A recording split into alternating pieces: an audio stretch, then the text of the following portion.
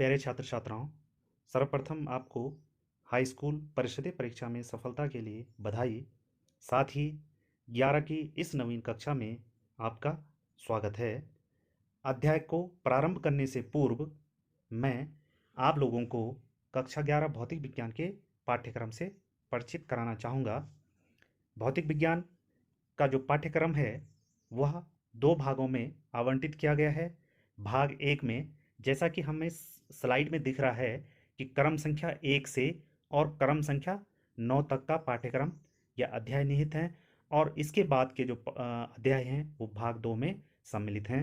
क्रम संख्या 9 पर गुरुत्वाकर्षण या सार्वत्रिक गुरुत्वाकर्षण यह अर्धवार्षिक परीक्षा तक का पाठ्यक्रम है। इस प्रकार से भाग एक में अध्याय 1 भौतिक जगत, अध्याय 2 मात्रक तथा मापन, अध्याय 3 में सरल रेखा में गति, अध्याय 4 में समतल में गति, अध्याय 5 में गति के नियम, अध्याय 6 में कार्य ऊर्जा तथा सामर्थ्य, अध्याय 7 में कणों के निकाय की घूर्णन गति, अध्याय 8 में गुरुत्वाकर्षण।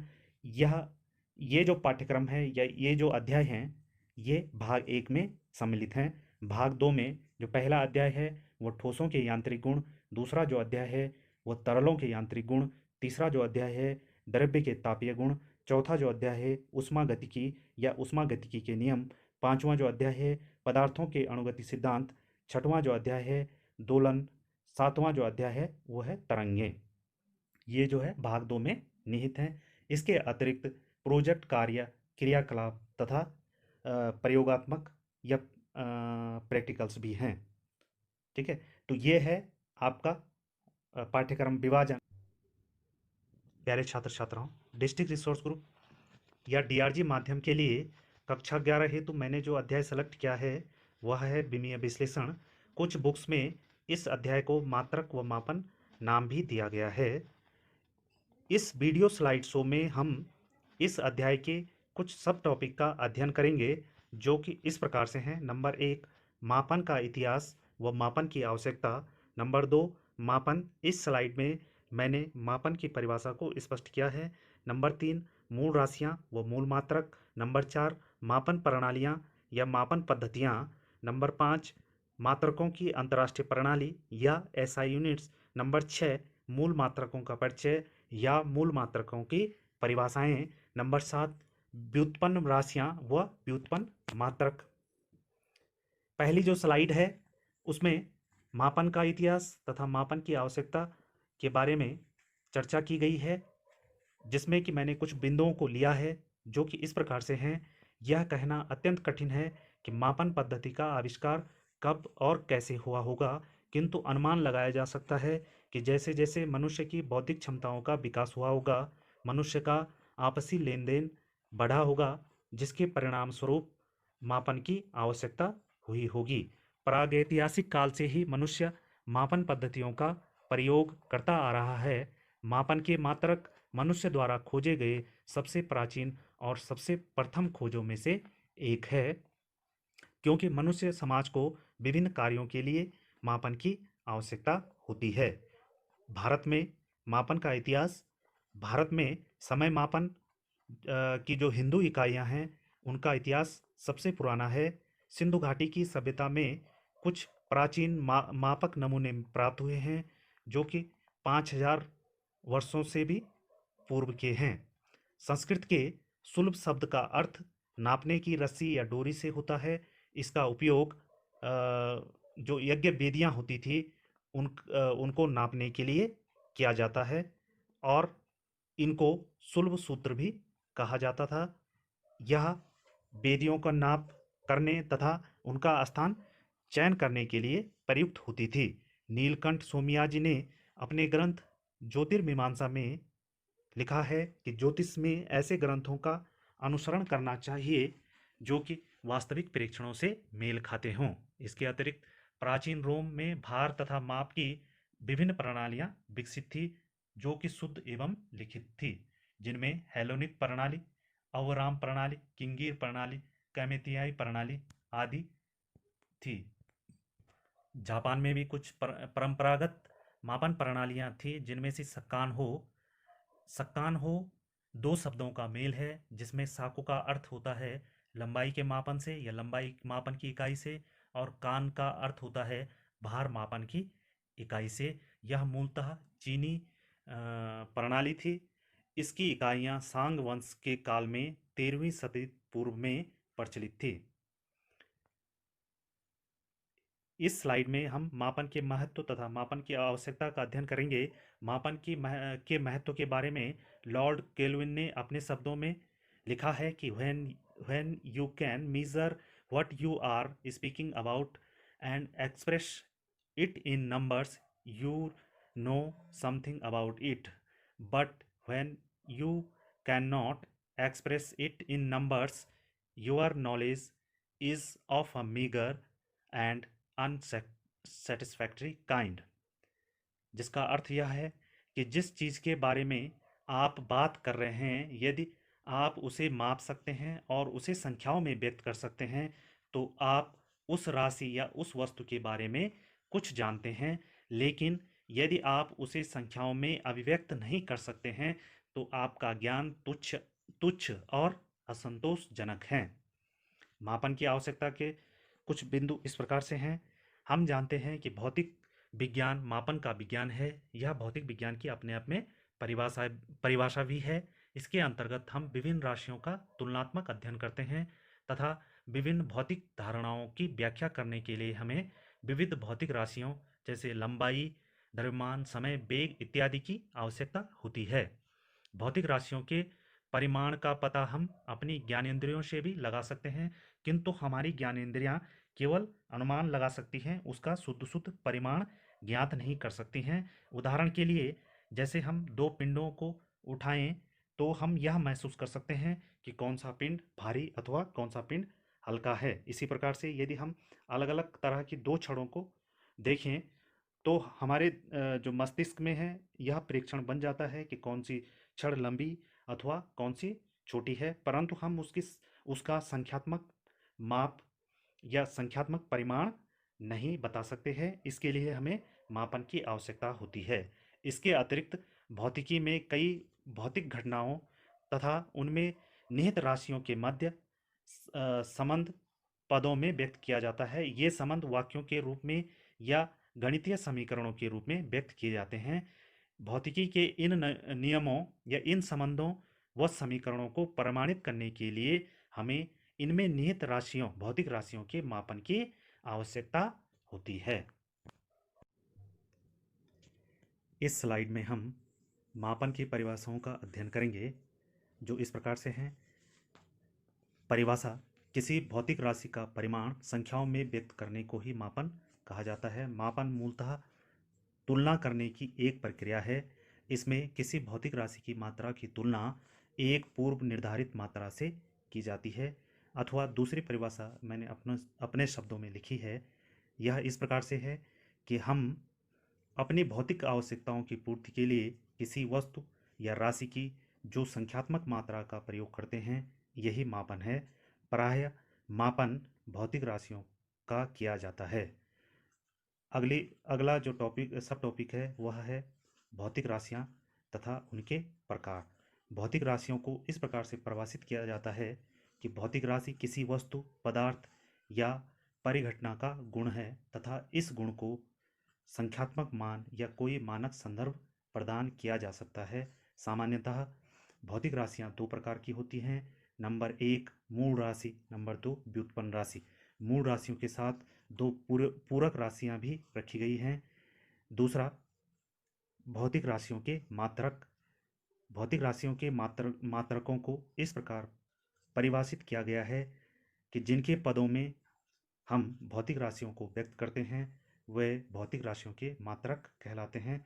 भौतिक राशियों के मात्रक भी दो प्रकार के होते हैं।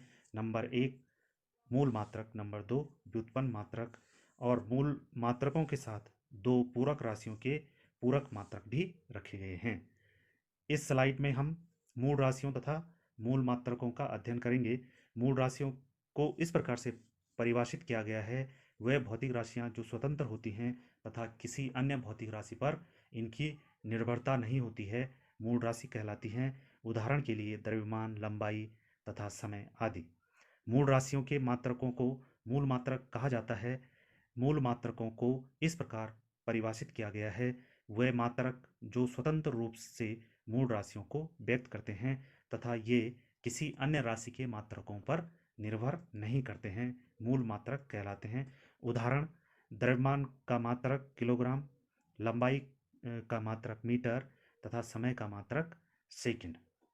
जैसे जैसे मूल राशियां तथा मूल मात्रक अपनी उसमें प्रक्रिया में आगे, उसी के साथ माप तोल की पद्धतियां भी डेवलप हो गई। इसमें माप तोल की कुछ पद्धतियां निम्न प्रकार से हैं। पहली है एमकेएस पद्धति। एमकेएस पद्धति का अर्थ यह है कि नंबर इसमें एम का मतलब है लंबाई के मात्रक मीटर से, के का मतलब है द्रव्यमान के मात्रक किलोग्राम से तथा एस का मतलब इसमें समय के मात्रक सेकंड से है। इसी प्रकार दूसरी पद्धति है सीजीएस। इसमें लंबाई का जो मात्रक होता है वह सेंटीमीटर, द्रव्यमान का मात्रक ग्राम तथा समय का मात्रक सेकंड होता है। तीसरी जो पद्धति है इसे ब्रिटिश पद्धति भी कहा जाता है। इसका नाम एफपीएस पद्धति या एफपीएस सिस्टम है। इसमें लंबाई का मात्रक फुट, द्रव्यमान का मात्रक पाउंड तथा समय का मात्रक सेकंड होता है। इसको हम अगली स्लाइड में इस प्रकार से सारणी के माध्यम से समझ सकते हैं। एमकेएस में लंबाई का मात्रक मीटर, द्रव्यमान का मात्रक किलोग्राम और समय का मात्रक सेकंड। सीजीएस में सेंटीमीटर, ग्राम, सेकंड और एफपीएस का मतलब है फुट, पाउंड, सेकंड। नंबर 4 जो सर्वमान्य जो पद्धति है उसको एसआई सिस्टम ऑफ यूनिट्स यानी कि मात्रकों की अंतर्राष्ट्रीय पद्धति कहा जाता है। इसको 1960 में मान्यता प्रदान की गई। यह अपने आप में एमकेएस पद्धति का परिवर्तित तथा परिवर्धित रूप है। इसमें इस पद्धति में 7 मूल राशियां तथा 2 पूरक राशियां रखी गई हैं और इन 7 मूल राशियों के 7 मूल मात्रक तथा 2 पूरक राशियों के 2 पूरक मात्रक रखे गए हैं। इसे एसआई पद्धति यानी कि सिस्टम इंटरनेशनल कहा जाता है। इसको 1960 में अंतर्राष्ट्रीय माप तथा बाट की सामान्य सभा द्वारा सर्वमान्य पद्धति के रूप में विकसित किया गया है तथा यह पूरे विश्व में प्रचलित है। इसमें ऊपर दी गई सभी राशियों में आजकल एफपीएस पद्धति का उपयोग सामान्यतः नहीं किया जाता है एवं सीजीएस पद्धति का उपयोग भी कम ही किया जाता है। सीजीएस पद्धति में मात्रक छोटे होते हैं, जबकि कभी कभी जो भौतिक राशियां होती हैं उनका संख्यात्मक मान काफ़ी ऊंचा होता है, जिस कारण सीजीएस पद्धति में गणना करना कठिन हो जाता है। इसीलिए आजकल जो प्रचलित जो पद्धतियां हैं वो एमकेएस तथा एसआई पद्धति हैं। एसआई पद्धति अपने आप में एमकेएस पद्धति का ही रूप है। एसआई पद्धति के अनुसार जो मूल राशियां तथा मूल मात्रक हैं उनको अगली स्लाइड में हम सारणी के माध्यम से उनका अध्ययन करेंगे। यहाँ पर पहले कॉलम में भौतिक राशियां रखी गई हैं और दूसरे कॉलम में उन भौतिक राशियों के मात्रक रखे गए हैं। इसमें पहली जो मूल राशि है वो है लंबाई और इसका मात्रक मीटर। दूसरी मूल राशि है द्रव्यमान, उसका मात्रक है किलोग्राम। तीसरी मूल राशि समय, इसका मूल मात्रक सेकंड। चौथी मूल राशि विद्युत धारा, इसका मूल मात्रक एम्पियर। पांचवी मूल राशि ताप, इसका मूल मात्रक केल्विन। छठवीं मूल राशि ज्योति तीव्रता, इसका मूल मात्रक कैंडेला। सातवीं मूल राशि पदार्थ की मात्रा और इसका मूल मात्रक मोल। इसके इसके अतिरिक्त एसआई पद्धति में 2 पूरक मात्रक रखे गए हैं। इसमें पहला पूरक राशि समतल कोण, जिसको सामान्यतः हम कोण भी कहते हैं, इसका मात्रक है रेडियन। दूसरी पूरक राशि है ठोस कोण या घन कोण और इसका मात्रक है स्टेरेडियन। तो ये है मूल राशियां तथा मूल मात्रक। अगली स्लाइड में हम इन मूल मात्रकों की परिभाषाओं का अध्ययन करेंगे। सबसे पहले मीटर लंबाई का मात्रक है और इसकी परिभाषा इस प्रकार से है: प्रकाश द्वारा निर्वात में 1 सेकंड के 29 करोड़ 97,92,400 सेकंडवें या इतने भाग में तय की गई दूरी को 1 मीटर कहा जाता है। दूसरा जो मात्रक है वह है किलोग्राम। किलोग्राम द्रव्यमान का मात्रक है और इसकी परिभाषा इस प्रकार से है। पेरिस में स्थित अंतर्राष्ट्रीय भार तथा माप संस्था में एक विशेष प्रकार का प्लेटिनम इरिडियम का बेलन रखा गया है। इस विशेष प्रकार के बेलन का भार 1 किलोग्राम माना गया है और यह जो बेलन रखा गया है यह अंतर्राष्ट्रीय भार तथा माप संस्था के मुख्यालय में रखा गया है। तीसरा जो मात्रक है वह है सेकंड। सेकंड समय का मात्रक है और इसकी परिभाषा इस प्रकार से है। सीजियम 133 यानी कि सीजियम जिसका परमाणु क्रमांक 133 है, इसके द्वारा एक विशेष तरंग दैर्ध्य के विकिरण का उत्सर्जन होता है। इस उत्सर्जित विकिरण द्वारा जितने समय में 9,19,26,31,770 कंपन होते हैं उस समय को 1 सेकंड कहते हैं। अर्थात इस विकिरण द्वारा 1 सेकंड में 9,19,26,31,770 कंपन होते हैं। अगला जो मात्रक है वह है एम्पियर।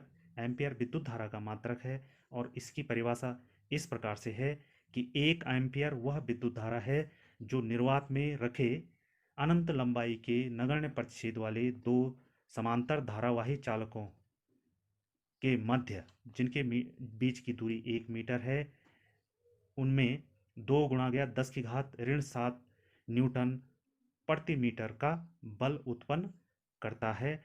तो उन चालकों में प्रवाहित होने वाली धारा का परिमाण 1 एम्पियर होता है।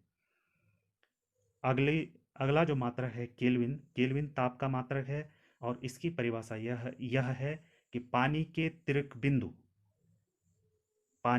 तिर्क बिंदु पर ऊष्मागतिकी ताप का 1/273.16वां भाग का ताप 1 केल्विन के बराबर होता है। अगला जो मात्रक है वो है कैंडिला और कैंडिला ज्योति तीव्रता का मात्रक है। इसकी परिभाषा इस प्रकार से है कि एक कैंडिला उस प्रदीपन तीव्रता के बराबर होता है जब एक निश्चित दिशा में कोई स्रोत 540 × 10⁻12 हर्ट्ज और उसी दिशा में 1/683 वाट प्रति स्टेरियन मान की दीप्तिमान हो। अगला जो मात्रक है मोल।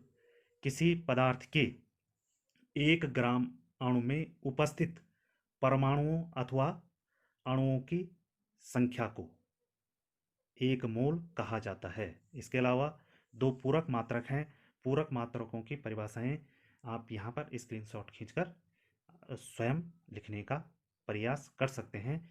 जबकि इसमें जो कोण का जो मात्रक है वो रेडियन है और घन कोण का मात्रक स्टेरेडियन है। घन कोण का मैंने यहाँ पर डायग्राम दिखा रखा है कि जैसे जो किसी जैसे गोले का एक हिस्सा, जैसे यहाँ पर गोले का एक हिस्सा जिसका क्षेत्रफल r² है यानी कि पृष्ठीय क्षेत्रफल r² है, इसके द्वारा केंद्र पर अंतरित कोण घन कोण कहलाता है और इसको स्टेरेडियन से मापा जाता है। नेक्स्ट जो स्लाइड है वह है व्युत्पन्न राशियों तथा व्युत्पन्न मात्रक से संबंधित।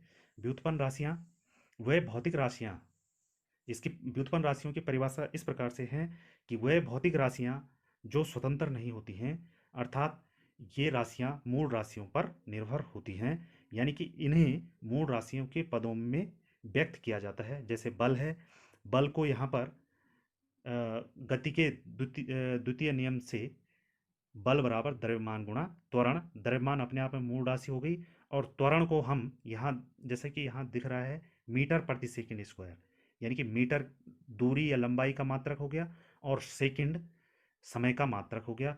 तो इस बल को हम द्रव्यमान, दूरी तथा सेकंड समय के पदों में यहाँ पर व्यक्त कर रहे हैं, यानी कि मूल राशि के पदों में व्यक्त कर रहे हैं।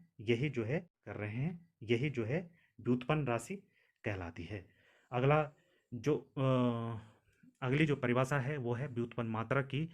व्युत्पन्न राशियों के मात्रक व्युत्पन्न मात्रक कहलाते हैं, अर्थात व्युत्पन्न मात्रकों को मूल मात्रकों के पदों में व्यक्त किया जाता है।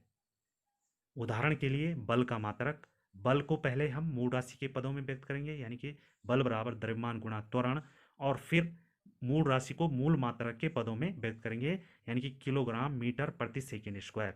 तो बल के मात्रक को मूल मात्रक के पदों में व्यक्त कर दिया गया है, यानी कि किलोग्राम मीटर प्रति सेकेंड स्क्वायर, और 1 किलोग्राम मीटर प्रति सेकेंड स्क्वायर को 1 न्यूटन लिखा जाता है। इसी प्रकार दाब का मात्रक, पहले दाब को मूल राशियों के पदों में व्यक्त करेंगे, दाब बराबर बल बटा क्षेत्रफल, फिर इसे मूल मात्रक के पदों में व्यक्त करेंगे, दाब का मात्रक बराबर बल का मात्रक बटे क्षेत्रफल का मात्रक, यानी कि न्यूटन प्रति मीटर स्क्वायर, और पुनः इसे मूल मात्रकों के पदों में व्यक्त कर देंगे, किग्रा मीटर सेकेंड स्क्वायर बटे इंटू मीटर स्क्वायर, यानी कि 1 किलोग्राम प्रति मीटर सेकेंड स्क्वायर, और इसी को हम 1 पास्कल कहते हैं।